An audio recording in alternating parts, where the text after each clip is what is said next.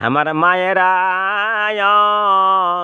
এই যে নাই দেখতাছাও, এত সুন্দর নাই খায় খায় আমরা রোজা থাই গো আল্লাহ।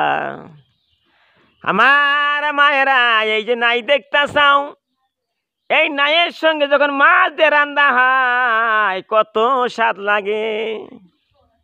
এই নাই দিয়ে মাছ দিয়ে রাইন্দে আমরা রোজা থাকি আর খাই। ওই শেষ সাইতে যখন এই নাই দিয়ে মাছ দিয়ে রাইন্দে খাই কত শান্তি আমরা পাই। আমার মায়েরা তোমরা রোজা থাকবা, নাই দিয়া মাছ দিয়ে রাইন্দে রাইন্দে খাইবা, কিন্তু দিনে খাইও না। ওই শেষ সাইতে খাইবা, সেহরি খাইবা, ইফতার সময় খাইবা, কিন্তু দিনে খাওয়া চলবে না। আমার মায়েরা গাছের মধ্যে মা লেবু ঝলমেল ঝলমেল করতেছে। এই যে লেবু দেখতাছাও, লেবুর ভিতরে কি আছে তোমরা জানো না? বুখারী হাদিসের মধ্যে আছে লেবুর কথা। এত সুন্দর লেবু, এই লেবু দিয়ে আমরা এ শরবত মানে ইফতার করতেছি।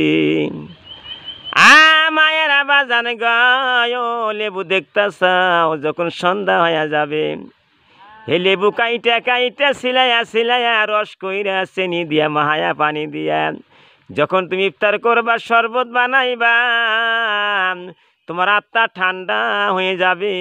সুবহানাল্লাহ।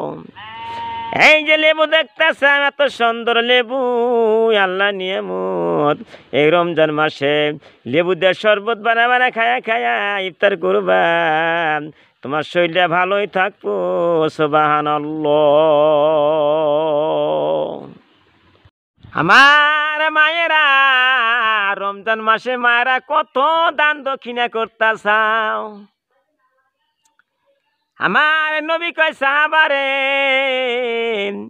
যে ব্যক্তি দান খয়রাত করতেছে রোজার মাসে, 1 টাকা দান করলে 70 গুণ, 1 টাকায় 10 গুণ, 10-এর সঙ্গে যদি 70 দিয়ে পূরণ দেওয়া যায় মায়া 700 টাকার নেকি আল্লাহ রোজার মাসে আমল নামায় দান করে দিবে।